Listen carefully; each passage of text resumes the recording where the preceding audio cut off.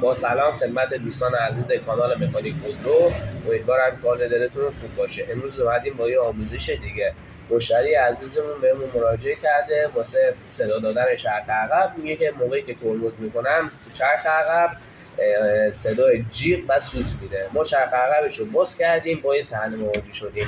لنت عقب لنت اصلا نداره، به کفشک رسیده. حتی لنت این ورش، حتی کفشک آهن کج شده. اینجا از دو ناحیه کج شده. حالا ما کاسه چرخشون یکم خورده شده بود، دادیم تراشکاری براشون تراشیدن قشنگ. بعد خودش توی راه که داشت میومد پیش ما یه دونه لنت خریده بود. بعد میگفت که مارک لنت مارک گلده، مارک خوبی هم هست. مشتری میگفت که لوازم فروش این لنت رو به عنوان لنت اصل به من داده، ولی ما باز کردیم با این صحنه مواجه شدیم. لنت کلا اصلا چسبکاریش مشخصه که لنت فیکه. هیچ موقع لنت اصل برند کارخونه نمیاد اینجوری چسب بزنه. شما مشاهده کنید این از حالت چسب زدن اصلا مشخصه لنت جنس به درد نخوریه، فیکه.